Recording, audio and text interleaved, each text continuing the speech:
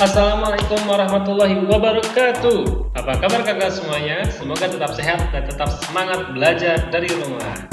Oke, melalui video kita kali ini kita akan membahas tentang adaptasi hewan.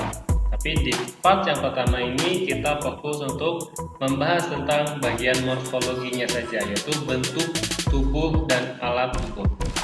Kita simak penjelasannya berikut ini.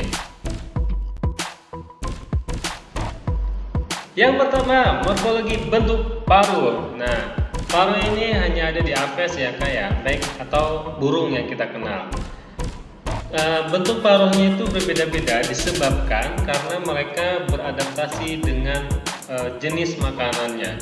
Contohnya adalah burung elang. Burung elang memiliki paruh yang sangat tajam dan kuat dan bentuknya itu menukik ke bawah seperti itu.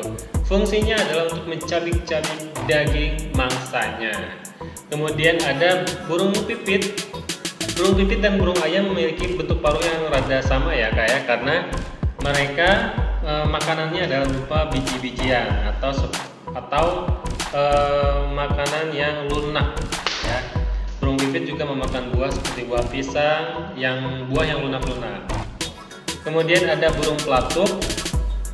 Burung pelatuk memiliki paruh yang runcing di ujung tetapi padat dari tengah ke pangkal paruhnya, karena dia memakan serangga. Tetapi sebelum memakan serangga dia harus melubangi pohonnya tersebut. Jadi setelah melubangi pohonnya baru dia bisa mendapatkan serangganya. Kemudian yang selanjutnya adalah paruh bebek. Nah, paruh bebek ini paling unik ya. Kenapa? Karena bentuknya itu pipih di ujung. Nah, kenapa bentuknya pipih? Karena mereka mencari makannya di tempat yang berair atau becek atau juga di lumpur ya. Itu salah satu fungsi dari paruh yang pipih, itu bisa memilah-milah air dan makanannya. Jadi yang bisa masuk ke dalam mulutnya adalah makanannya, bukan air. Kemudian ada burung kolibri. Burung kolibri ini memiliki paruh yang sangat runcing dan kecil seperti jarum. Fungsinya adalah untuk menghisap madu. Ukurannya yang sangat kecil itu membuat burung kolibri bisa menghisap madu tanpa merusak bunga. Nah, itu adalah kelebihan dari burung kolibri. Kemudian yang selanjutnya, yang terakhir adalah burung pelikan atau burung pemakan ikan. Dia memiliki kantung di paruhnya. Ini adalah burung yang sangat unik. Kenapa? Karena dia memakan ikan, dia menangkap ikan di laut. Sebelum dia makan, ikannya tersebut ditaruh dulu di paruhnya ya. Di paruhnya yang paling bawah itu adalah tempat untuk menyimpan ikannya. Ketika dia sudah hinggap di daratan atau di bebatuan, baru dia menelan makanan tersebut. Begitulah bentuk paruh. Next.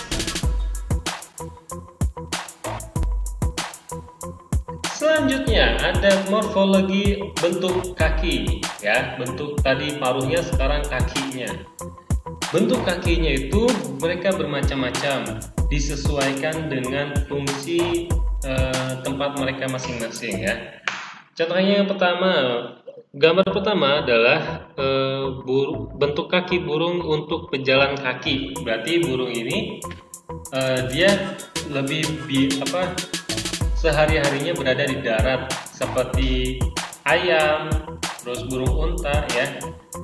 Ciri-cirinya adalah memiliki 3 jari menghadap ke depan dan 1 jari menghadap belakang. Tidak tumbuh sempurna karena mereka kakinya tidak untuk mencengkram ya, tetapi untuk berjalan. Contohnya adalah ayam dan burung unta. Kemudian yang nomor 2, bentuk kaki burung sebagai perenang. Nah, ini udah pasti sudah tahu ya. Bentuk kaki ini yang dimiliki oleh itik atau angsa, atau bebek ya sebutnya. Jari kakinya itu berselaput, gunanya supaya bisa berenang di dalam air, di atas air maksudnya, di permukaan air. Kemudian yang ketiga adalah bentuk kaki pemangsa. Bentuk kaki pemangsa, jari kakinya pendek, kukunya melengkung tajam, dan cakarnya kuat untuk mencengkram mangsanya, sehingga mangsanya tidak jatuh ketika sekali cengkram. Contohnya adalah burung elang dan raja wali. Kemudian yang keempat adalah bentuk kaki burung sebagai pemanjat. Nah, berarti burung ini sering banget di pohon ya, atau di ranting-ranting. Ciri-cirinya adalah jari terdiri atas 4 dengan 2 jari berada di depan dan 2 jari lainnya di belakang. Contohnya adalah burung pelatuk ya. Kemudian yang terakhir adalah bentuk kaki burung petengger. Nah, petengger ini berarti dia hinggap di pohon atau bisa juga hinggap di kabel-kabel listrik ya, yang biasa kita lihat. Ciri-cirinya adalah jari kaki panjang dan telapak kakinya datar untuk bertengger di ranting-ranting pohon. Contohnya adalah burung kutilang dan burung kenari. Itulah penjelasan dari bentuk kaki burung. Selanjutnya,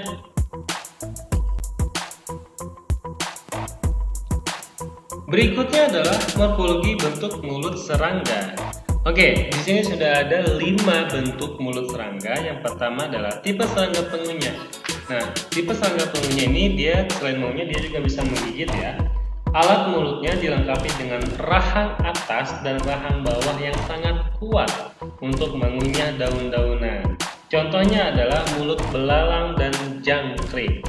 Kemudian yang di sebelahnya ada serangga penghisap dan penjilat. Alat mulutnya berbentuk mirip spons atau gabus yang berfungsi untuk menyerap bahan makanan. Contohnya adalah serangga yang memiliki mulut penjilat dan penghisap adalah lalat. Nah, jadi itu adalah bentuk mulut lalat ya.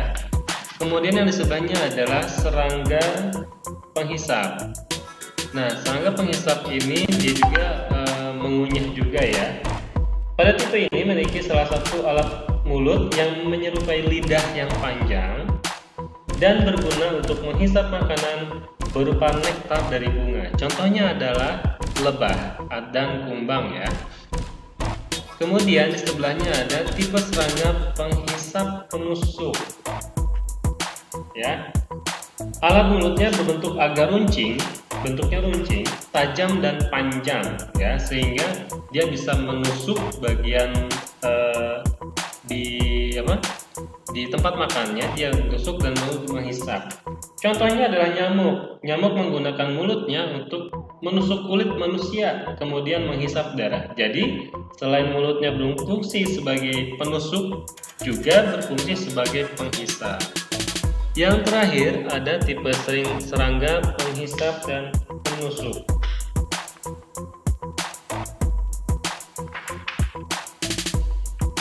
Nah, pada tipe ini terdapat alat mulut seperti belalai yang dapat digulung dan juga dijulurkan. Contoh serangga yang memiliki mulut penghisap dan penusuk ini adalah kupu-kupu. Kupu-kupu menggunakan mulut penghisap untuk menghisap madu dari bunga. Nah, seperti itu morfologi bentuk mulut serangga. Yuk kita simak yang berikutnya.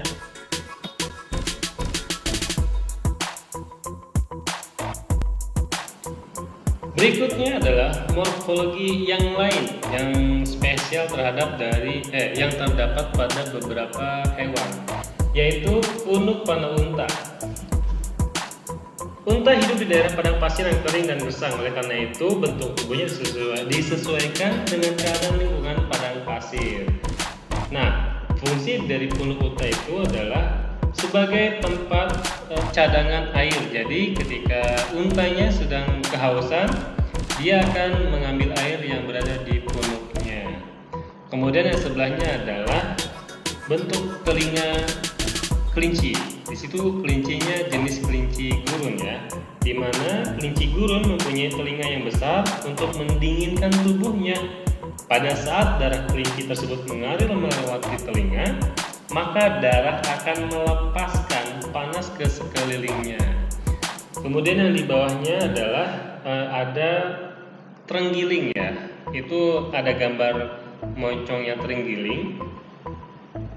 Ujung mulutnya kecil, tidak bergigi dengan lubang berbentuk celah kecil untuk menghisap semut, rayap, dan serangga lainnya yang merayap dari sarangnya.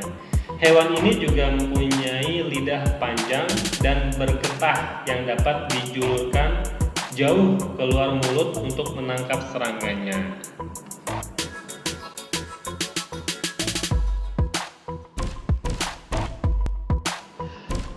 Tadi kita sudah mendengarkan penjelasan mengenai adaptasi hewan berupa morfologi. Nah, sekarang ada games buat kakak semuanya, yaitu buatlah mind map mengenai adaptasi hewan, baik morfologi, tingkah laku, dan fisiologi. Semuanya dibuat ya. Buatlah yang kreatif mungkin dan sebagus mungkin. Sampai di sini video pembelajaran kita. Tetap semangat, tetap sehat. Assalamualaikum warahmatullahi wabarakatuh.